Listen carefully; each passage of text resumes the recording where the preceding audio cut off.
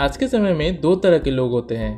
पहले हैं जो पैसे को सेविंग्स करते हैं और दूसरे वो हैं जिन्हें सेविंग्स से कुछ मतलब नहीं होता, जितना महीने में कमाते हैं उसे अपने नीड और लायबिलिटीज में खर्च कर देते हैं। यही पे जो लोग सेविंग्स के कैटेगरी में आते हैं वो यूजुअली दो तरीके के होते हैं। पहला जो बैंक में एफडी करके सेविंग्स करते हैं और दूसरे वो जो अपने पैसों को साल दर साल कंपाउंड होने के लिए इंडेक्स या म्यूचुअल फंड में इन्वेस्ट कर देते हैं। तो अब सवाल आता है कि ये कंपाउंडिंग क्या है और ये काम करता भी है या नहीं, जानेंगे इस वीडियो में।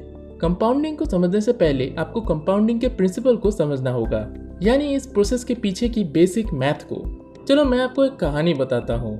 लेट्स सपोज कि एक लड़का है बबलू। वो बहुत ही डिसेंट फैमिली में पैदा हुआ है। उसकी फाइनेंशियल कंडीशन भी अच्छी नहीं है, इसीलिए उसे काम की सख्त जरूरत थी। लकीली उसे एक कंपनी में जॉब मिल भी गई, लेकिन उसके सामने सैलरी के लिए दो ऑप्शन दिए गए थे। एक में उसे 10,000 रुपए फिक्स सैलरी का ऑप्शन दिया गया था और दूसरे ऑप्शन में उसे 1 रुपए महीने की सैलरी से शुरू करने को कहा गया था, जो हर महीने कंपाउंड यानी डबल होते जाएगी। यहाँ पे बबलू कंपाउंडिंग की पावर को अच्छी तरह से जानता था, इसीलिए उसने 1 रुपए महीने की सैलरी को चूज किया, जो हर महीने डबल होती जाएगी। मैं जानता हूँ आप अभी भी थोड़ा कंफ्यूजन में हो, तो चलो इस चीज को कैलकुलेशन के थ्रू समझते हैं। मान लो अगर बबलू ने 10,000 पर मंथ वाली सैलरी ली होती तो 2 साल बाद उसके पास होता 2,40,000 रुपए। लेकिन बबलू ने कंपाउंडिंग की पावर को समझते हुए उसने 1 रुपए महीने वाली सैलरी ली, जो कंपाउंड होके 2 साल बाद हुए 83,77,650 रुपीस। और ये वही सैलरी थी जो 1 रुपए से शुरू हुई थी। चलिए मैं आपको एक और कंपाउंडिंग की कहानी बताता हूँ। ये कहानी है एक गांव के कवि की, जो बहुत ही सुंदर कविताएं लिखते थे और वे गणित में बहुत अव्वल थे।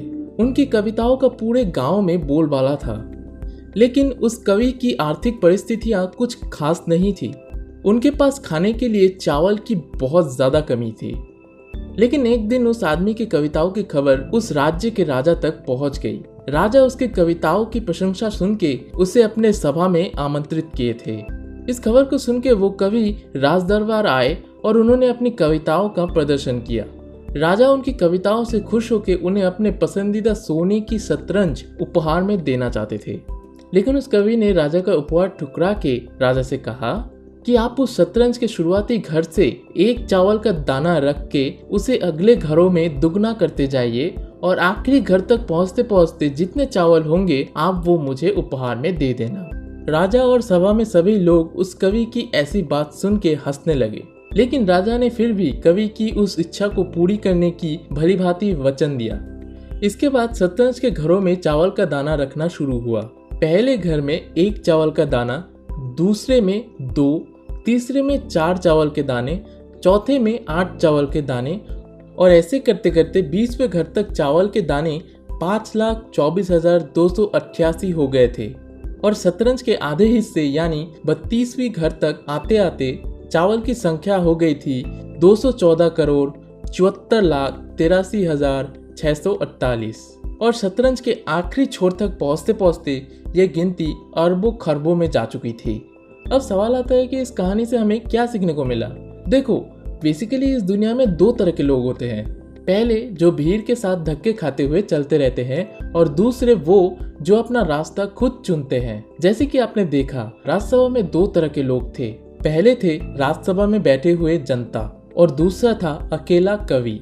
कवि ने सोने की शतरंज को ठुकरा के बाकी लोगों से अलग होकर अपनी कंपाउंडिंग की नॉलेज को सामने रखा, जिससे राज्यसभा के लोग हंसने लगे, क्योंकि उस समय पे उन लोगों को कंपाउंडिंग की पावर पता नहीं थी। लेकिन जब सबको कंपाउंडिंग की असली पावर देखने को मिला तो सभी हैरान हो गए।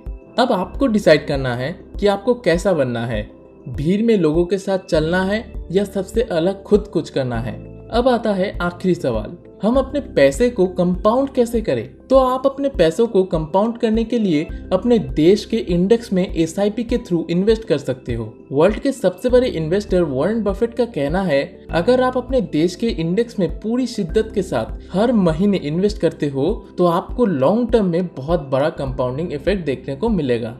वॉरेन बफेट ने एक और बात कही है, The stock market is designed for transferring money from impatient to patient। यानी जिन लोगों में पेशेंस नहीं होता वो स्टॉक मार्केट में पैसा गवाते हैं। और जो लोग पेशेंस होकर पूरी शिद्दत के साथ इन्वेस्ट करते रहते हैं उन्हें लॉन्ग टर्म में प्रॉफिट होता है। अब आपके मन में एक सवाल तो होगा कि इन्वेस्ट करने के लिए तो और भी बहुत कुछ है जो लॉन्ग टर्म में कंपाउंड होने की पोटेंशियल रखता है, जैसे कि रियल एस्टेट्स, कंपनीज के स्टॉक, म्यूचुअल फंड, ETFs, ऐसे बहुत सारे। लेकिन इन चीज़ों में कंपाउंड इफेक्ट को देखने के लिए आपको इन चीज़ों की नॉलेज होना बहुत ज़रूरी है।